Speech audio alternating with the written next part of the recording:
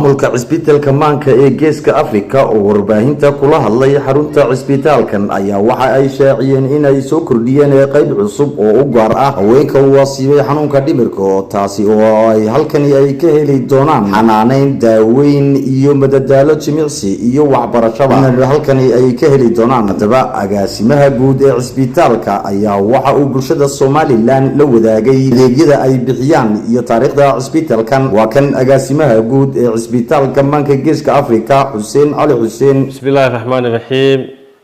halkan waa cisbitaalka dhimirka ee geeska Afrika. cisbitaalka waxa aasaasay hablaha gaaboodi. cisbitaalka waxa uu awal furnaa qaybtii ragga, maanta waxa la furay qaybtii dumarka.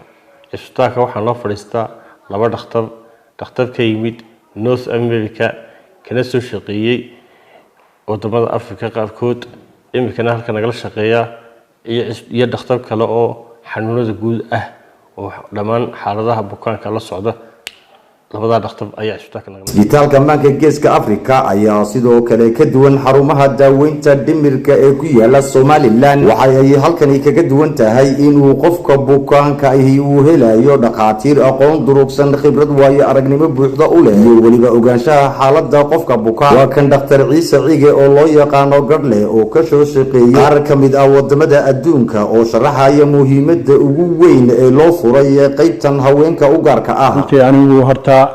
qaybtan dhimirka muddo dheer baan ka soo shaqeynayay qaybta psychiatriga iyo psychology-gaba. marka maanta runtii waa maalin aad u weyn oo farxad leh, waayo qaybta dumarka ayaa laga furay cisbitaalka geeska Afrika. dhammaanteenba waan wada garanaynaa dumarkeenu inay aad u dayacan yihiin oo maaragtay haddii aad magaalada iyo meelahaas aad tagtiinba qaar caruuro fara badan dhalay iyo qaar xaafadaha joogo oo maaragtay oo xanuunsanaya oona lahayn meel la geeyo. marka aad baan ugu faraxsanahay maanta qaybtan aan furnay, idinkana aad baan idin soo dhaweynaynaa. cilmigii iyo khibradiiba waan wada haynaa, ka soo qayb qaata.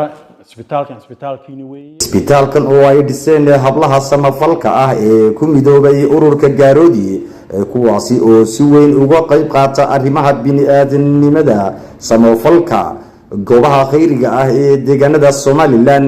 warkaasi aad ka daawanaysaan daawadayaal bartan YouTube-ka ku leenahay ee Bino Live News.